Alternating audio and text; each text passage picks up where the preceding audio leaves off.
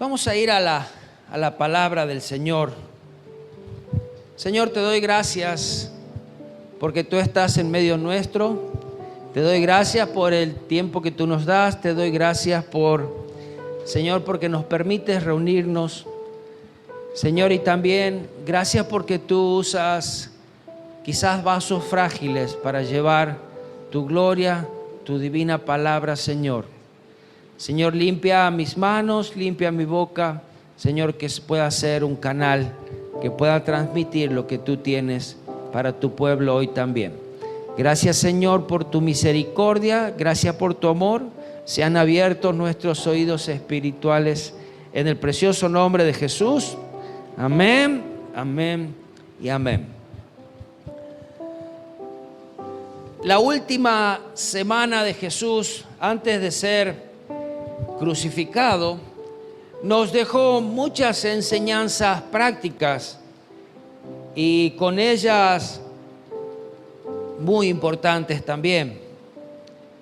6 días antes de la Pascua, Jesús estaba en Betania, en la casa de un amigo. Él se llamaba Lázaro, que tenía 2 hermanas también. Lázaro, el que había resucitado. Una se llamaba Marta y la otra se llamaba María. Como siempre, Marta estaba sirviendo la cena. Pero María tenía un perfume de nardo puro, el cual por lo visto había ahorrado durante mucho tiempo para poder comprarlo. Dice que era de 1 libra. 1 libra equivale a 327 gramos. Para tener una idea, es quizás esta cantidad lo que contiene este vaso, o quizás un poquito más todavía. Ese era el perfume. Y me recordaba las colonias esas que venían antes, no sé el nombre, pero venían en frascos bastante grandes, ¿no? Era así. Según dice el libro de San Marcos, de mucho precio. También el libro de San Marcos dice que el vaso de alabastro fue quebrado. Eso significa que no sería un poquito, sino que lo daría todo. Con este perfume, María ungió a Jesús. Y como está relatado el pasaje en alguno de los evangelios, el evangelio de San Marcos dice que ungió desde su cabeza. Pero el libro de San Juan dice que ungió sus pies. Por lo tanto, se cree que lo ungió desde la cabeza hasta los pies. Pero en los pies, ella los enjugaba con sus cabellos. Desprenderse el cabello para una mujer en aquella época era de algo despreciable o de vergüenza, y ella lo hacía delante de Jesús. Para Jesús lo hizo. Enjugar con sus cabellos significa que ella secaba el excedente que había.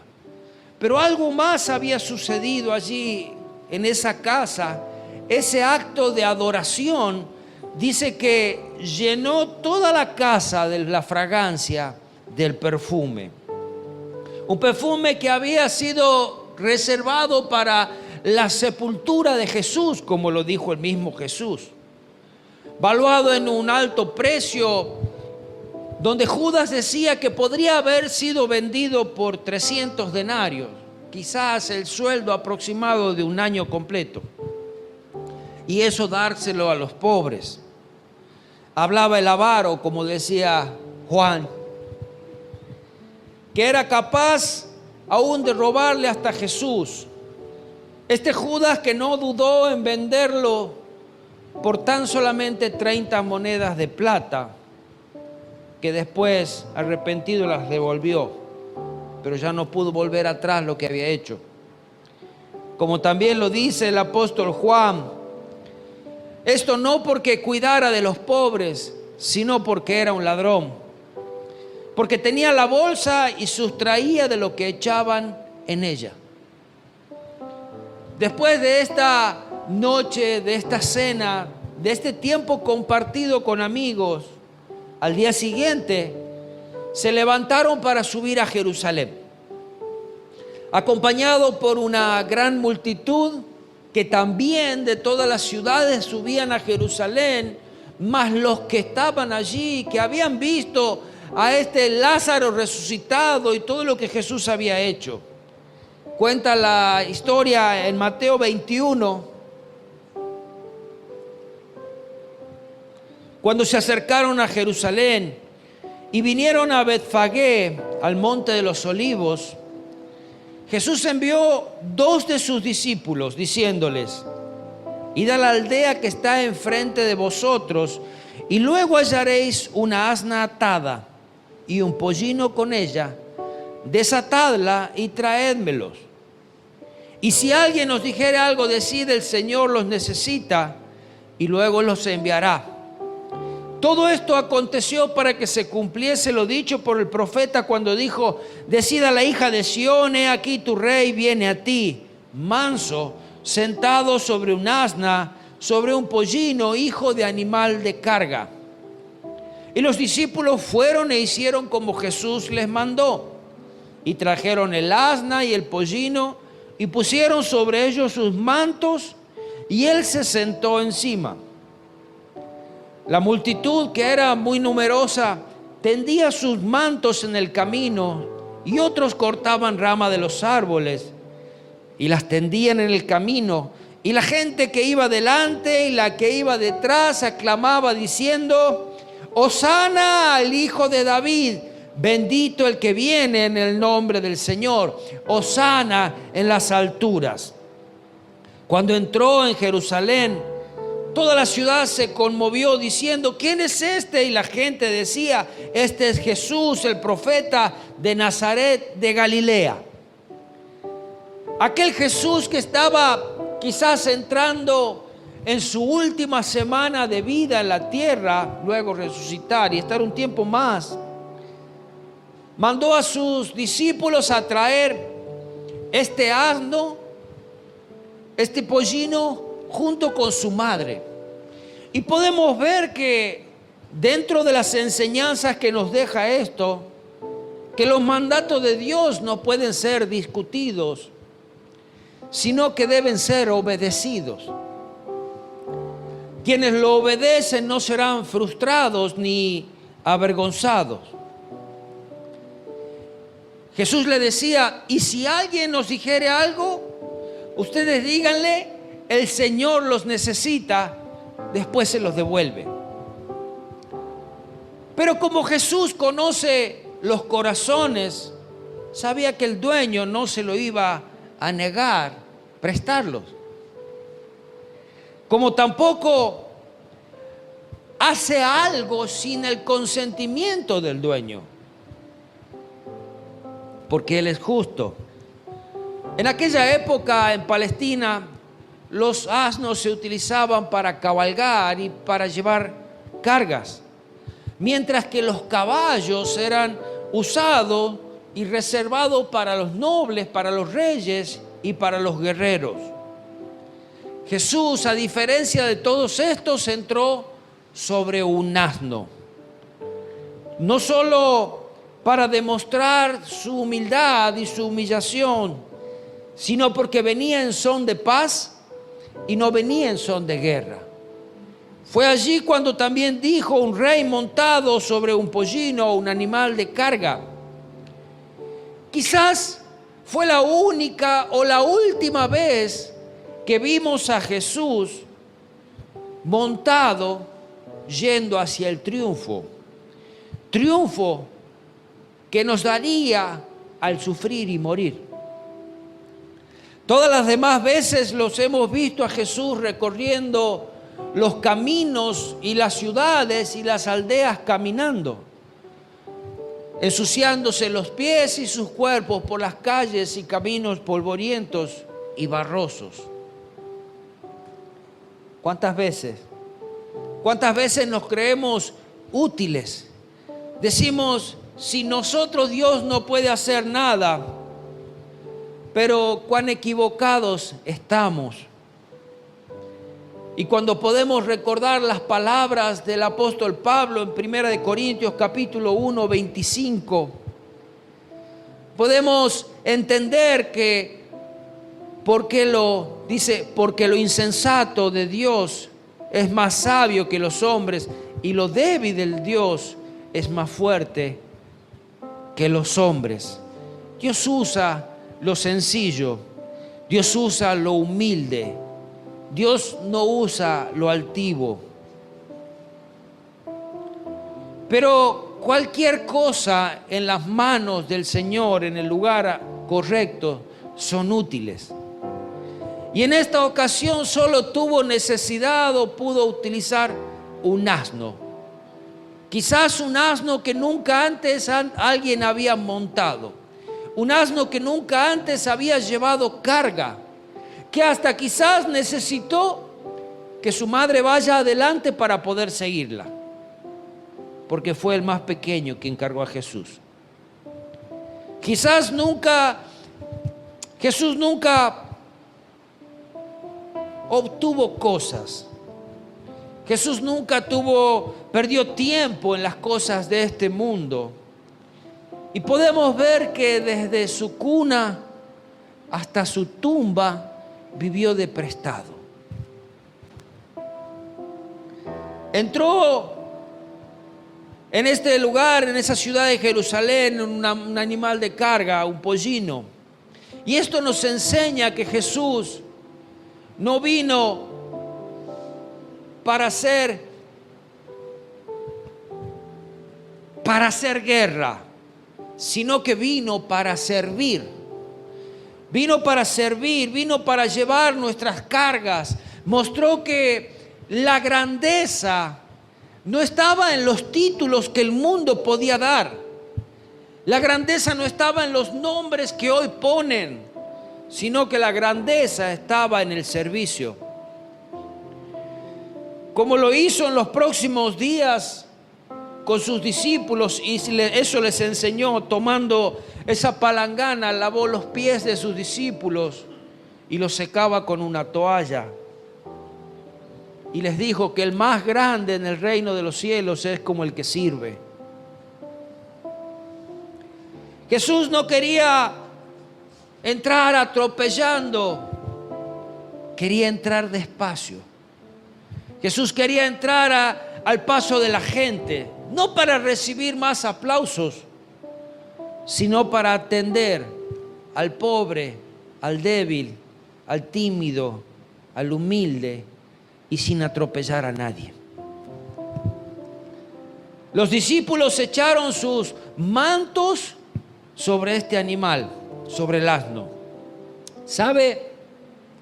El manto representa la cobertura, el manto representa el abrigo, el manto representa la autoridad, el manto representa lo que soy, el manto representa el poder. Sus discípulos habían entendido quién era Jesús, y pusieron sus mantos debajo de Jesús, donde Él se iba a sentar.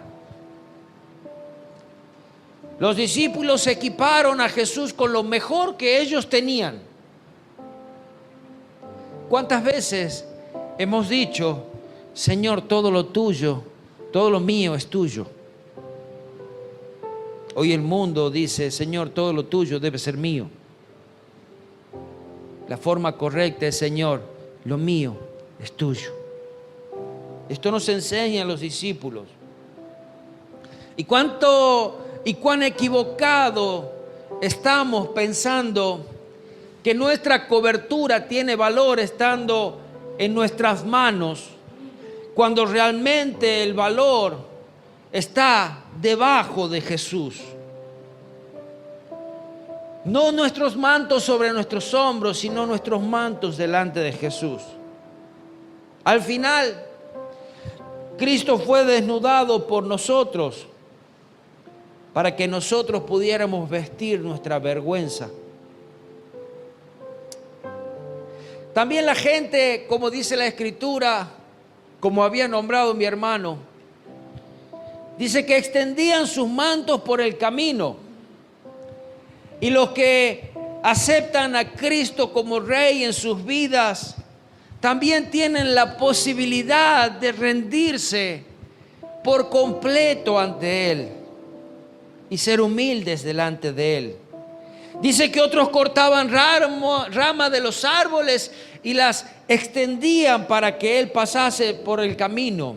Esta era una costumbre que tenían para la fiesta de los tabernáculos, que dice que cortaban ramas de los árboles, y esto representaba y era en señal de gozo, de libertad y de victoria. Así que todo esto estaba sucediendo en ese mismo momento que Jesús pasaba por allí. Y mientras Jesús pasaba, dice que los que iban delante y los que iban detrás cantaban: Hosana al Hijo de David, bendito el que viene en el nombre del Señor, Hosana en las alturas. También se estaba cumpliendo otra profecía. Salmo 118, versículos 25 y 26 dice: oh Jehová, sálvanos, sálvanos ahora, te ruego, oh Jehová, que nos hagas prosperar ahora. Bendito el que viene en el nombre de Jehová. Desde la casa de Jehová os bendecimos. El reino mesiánico estaba entre ellos. El rey prometido había venido. El Salvador del mundo, aquel que vino para establecer el reino de los cielos en la tierra. Y cantaban: bendito el que viene en el nombre de Jehová. Hosana significa salva ahora. Con ese pedido y esa necesidad, sálvanos. Era un deseo lleno de fervor, urgencia y confianza. Hosana en las alturas también significa que la salvación y la bendición descienden del Dios del cielo.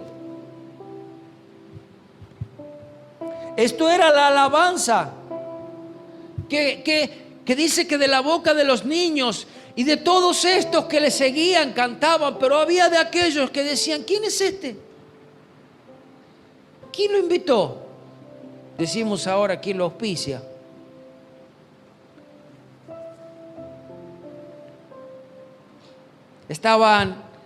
Estos líderes estaban ciegos y no podían entender los tiempos. Ignoraron al Mesías.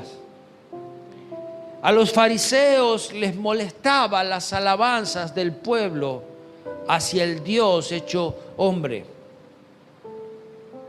Lucas capítulo 19, versículo 39 dice: entonces algunos de los fariseos de entre la multitud le dijeron: Maestro, reprende a tus discípulos. Él respondiendo les dijo: os digo que si esto callan, las piedras clamarían. Y cuando llegó cerca de la ciudad, al verla, lloró sobre ella, diciendo: oh, si también tú conocieses a lo menos en este día lo que es para tu paz, mas ahora están encubiertos tus ojos. ¿Sabe? Cristo solamente acepta la alabanza de los humildes. Sea que los hombres alaben o no a Cristo, Él debe ser y será alabado. Porque les decía a estos fariseos: si aún estos callan, las piedras clamarían. Todo el mundo, toda su creación clama al Señor. Toda su creación le alaba, toda su creación le obedece. Y nos ha dado a nosotros, a los hombres, a aquellos que con un corazón humilde se acercan a Él, poder también exaltarle y unirnos a ese coro de ángeles que le exalta día tras día en los cielos. Cuán grande misericordia ha tenido. Los fariseos no podían silenciar las alabanzas que la multitud tributaba a Cristo. Dice que cuando Jesús llegó cerca de la ciudad, lloró sobre ella. Quizás mirándolo desde aquella colina y viendo toda la ciudad allí. Cuando dice lloró, el verbo original dice irrumpió en llanto audible y clamoroso. Me imagino todos los que estaban ahí detrás también. ¿Por qué llora? ¿Por qué llora? ¿Por qué clama por esta ciudad? Una ciudad tan privilegiada, pero tan ingrata.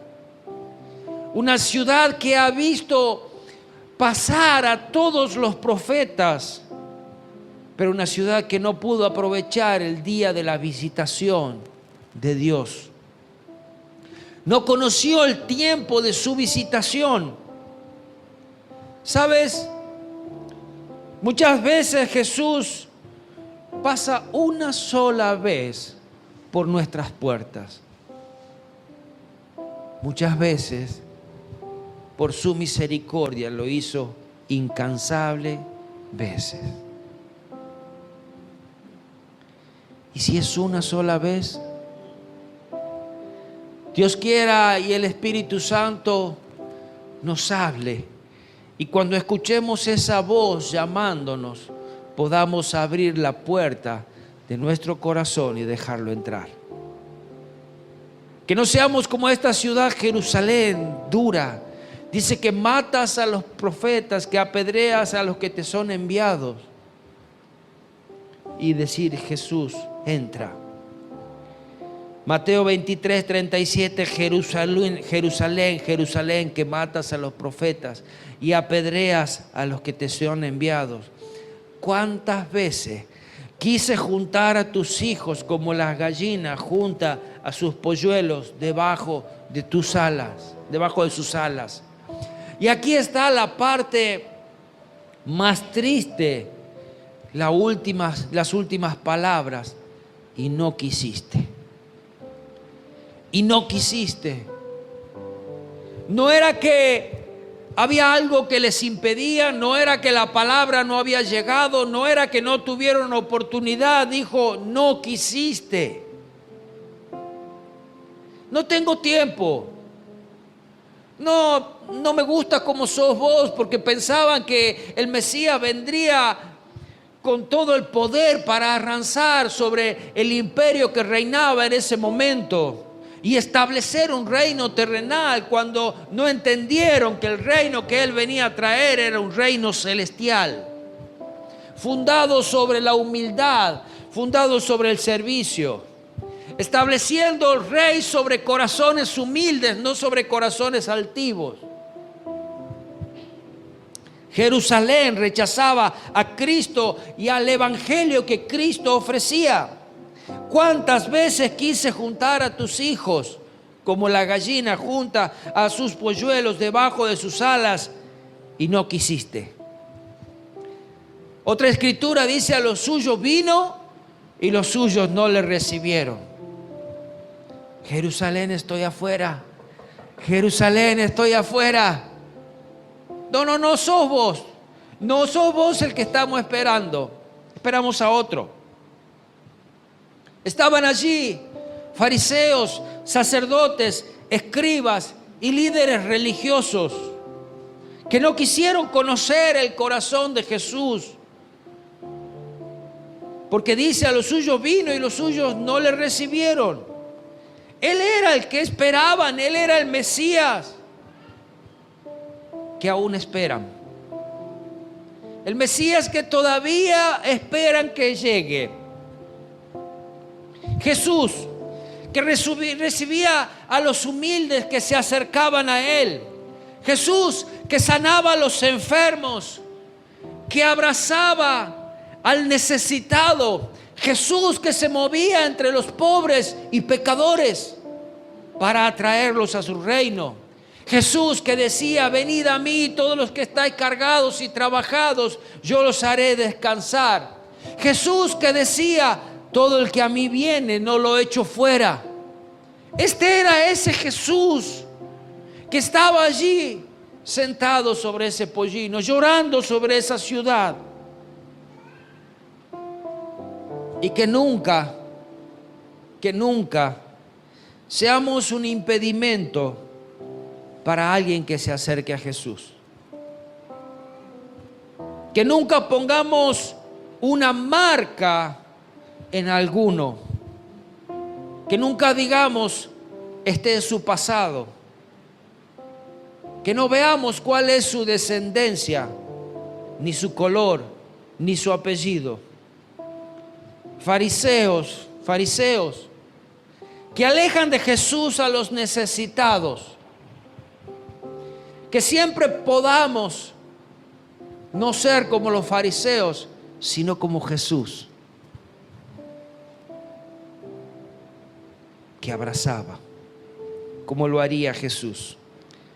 Mateo 21:12 dice: y entró Jesús en el templo de Dios y echó fuera a todos los que vendían y compraban en el templo, y volcó las mesas de los cambistas, las sillas de los que vendían palomas, y les dijo: escrito está, mi casa será llamada casa de oración, y vosotros la habéis hecho una cueva de ladrones.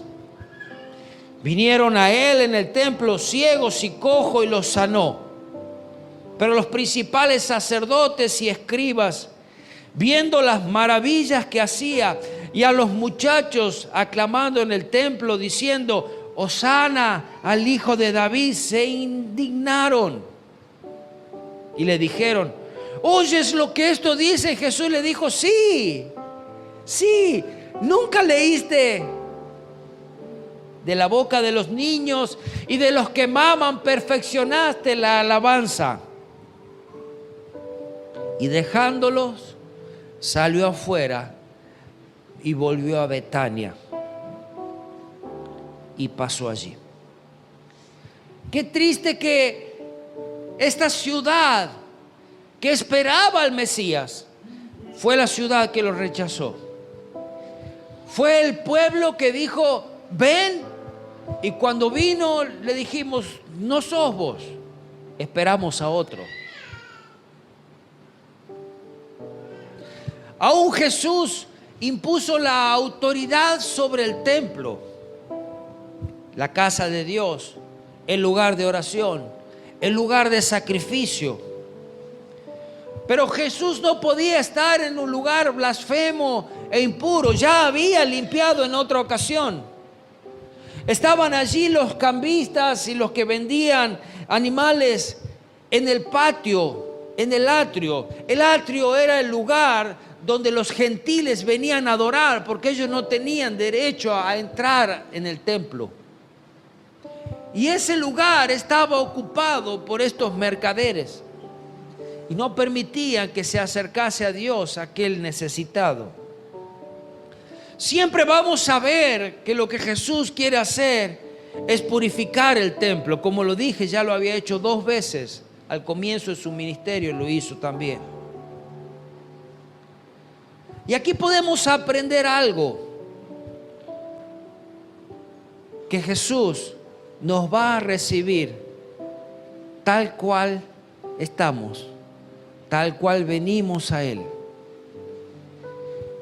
Pero Él va a comenzar una transformación.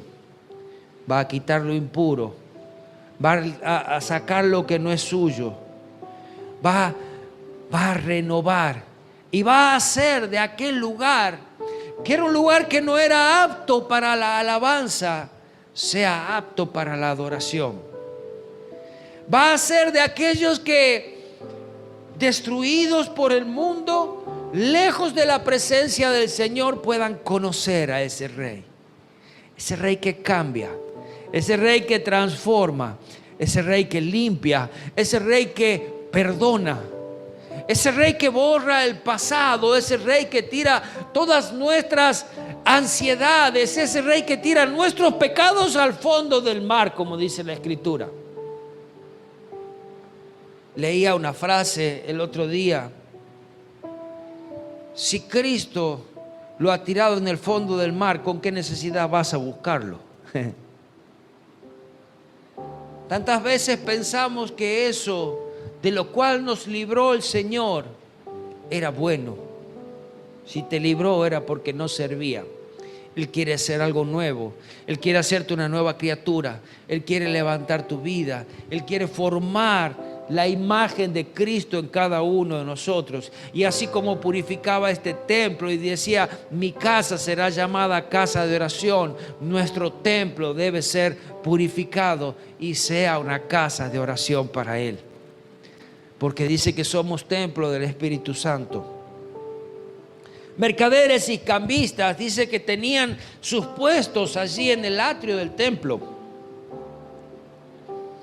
Y como era la fiesta de Pascuas, durante toda esta semana venían los extranjeros a celebrar esta fiesta. Y muchos de ellos venían de muy lejos, no traían sus animales para el sacrificio, pero entonces lo iban a comprar ahí. Entonces cuando venían con sus monedas extranjeras, al cambiarlas, lo primero que se encontraba era con los cambistas, porque los que vendían no recibían las monedas que ellos traían. Entonces tenían que cruzarse primero con los que cambiaban las monedas y le daban la moneda del templo, el dinero del cual ellos sí iban a recibir. Al hacer ese primer cambio, ya estaba allí ese desagio y ya cobraban un alto precio por ese cambio. Ahora ese extranjero, ese adorador de Dios, venía con su moneda del templo a comprar el animal para ofrecer el sacrificio. La cuestión que cuando hay un dicho que dice, le vieron la cara. Cuando le veían la cara que era extranjero, acababa de subir de precio el animal. Y todo esto era algo que Jesús también odiaba. Vendían los animales a precio elevado, abusaban de los que iban a adorar a Dios. Todo esto sucedía allí en el templo no por casualidad. Era permitido por los líderes del templo, por los sacerdotes, por los fariseos, que quizás hacían la vista gorda a estos negocios. La preocupación también estaba en estos sacerdotes que perdían esa gran entrada de ganancias cuando Jesús estaba limpiando el templo. Habían hecho de la casa del Señor un comercio. Jesús le había dicho que eran una cueva de ladrones. Mateo 23:13 le dice, mas ay de vosotros, escribas y fariseos hipócritas, porque cerráis el reino de los cielos delante de los hombres, pues ni entráis vosotros, ni dejáis entrar a los que están entrando. Había un impedimento de ello por desconocimiento, por odio, por no recibir a Jesús. No entraban ellos. No quisieron conocer a Jesús, tampoco querían que otros se acerquen a Jesús. Y Jesús estaba en contra y está en contra de cualquier práctica que interfiera la adoración a Dios.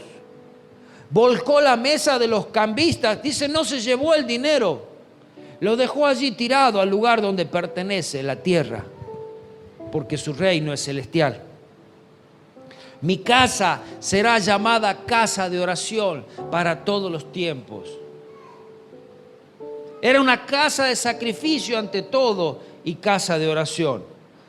Dice que cuando entró en el templo, allí en el versículo 14, hizo lo que vino a hacer.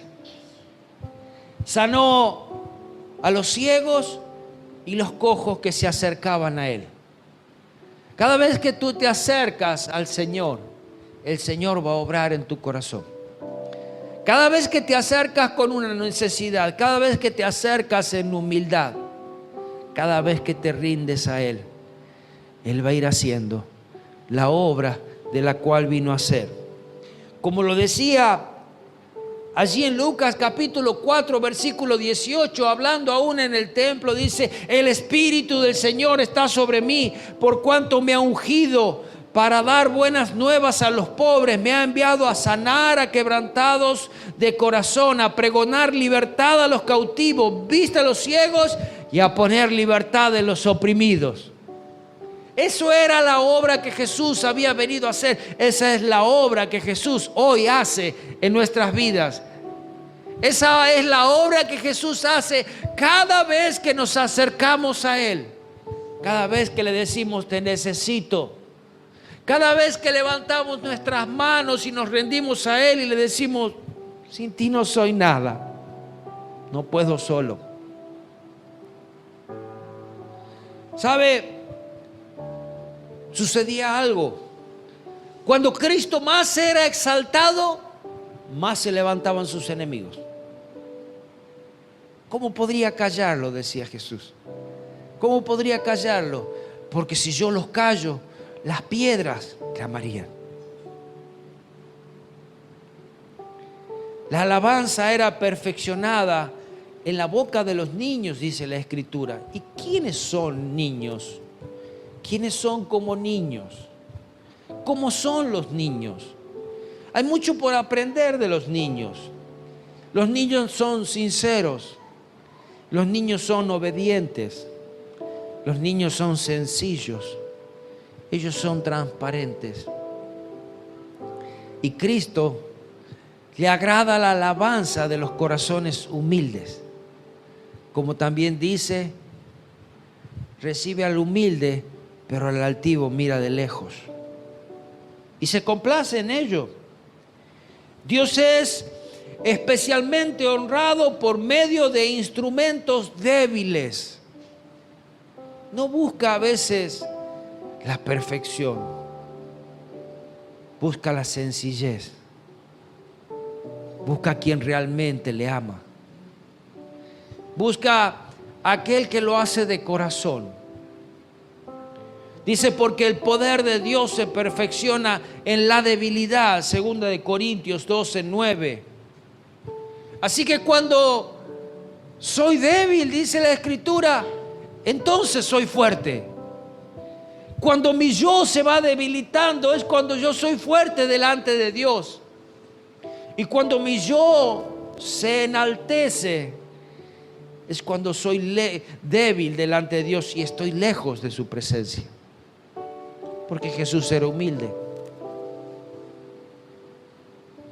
Dice que después de hacer callar a sacerdotes y escribas, los dejó. Los dejó. Donde no le reciben, se da la vuelta y se va. ¿Cuántas veces golpea nuestra puerta? Solamente su misericordia lo puede decir. Solamente es su gracia que extendida hasta el día de hoy sobre la humanidad, buscando quien le alabe, buscando quien le adore. Hasta el día de hoy es extendida esa gracia, golpeando las puertas de los necesitados, golpeando la puerta del abatido, golpeando la puerta de aquel que un día escuchó hablar de Él, golpeando la puerta de aquel que debe ser salvo. Pero recibe al corazón humilde, mas al altivo mira de lejos. Hosana, sálvanos ahora, sálvanos, sálvanos. Y como en algún momento este hosana era esa proclamación, sálvanos. Y después también pueda ser nuestra alabanza, Señor, la salvación solo viene de los cielos y gracias por tu salvación. Que cada día podamos acercarnos y aún decirle, sálvanos ahora. Sálvanos hoy también.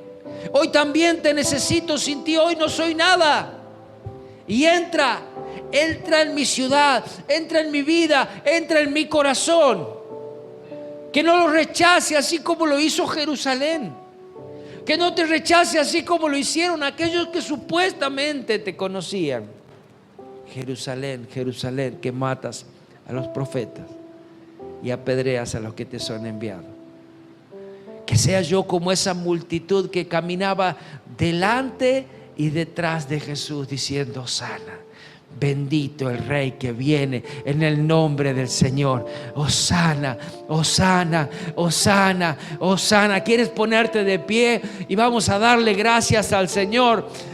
Te damos gracias, Señor, porque eres tú ese Dios que en tu bendita misericordia y amor enviaste a Jesucristo a este mundo a tomar mi lugar, a morir en la cruz por mí, a ser desvestido para que yo sea vestido con honra, con gloria. Señor, para que mis pecados sean quitados, para que tu presencia habite en medio nuestro, para que el reino de los cielos sea establecido en esta tierra. Reino que hoy el mundo no quiere recibir, pero Señor, que puedas encontrar corazones humildes, Señor, niños que levanten manos y dicen: hosana al Rey que viene. Que mi corazón sea aquel que te recibe. Mi corazón a veces tan imperfecto que pueda aprender a humillarme y venir delante de ti y a decirte: límpiame, sáname, sálvame, renueva, cámbiame. Te necesito, Señor. Sin ti reinando no soy nada. Con un corazón altivo no me sirve, pero reina tú. En el nombre de Jesús. Amén, amén y amén.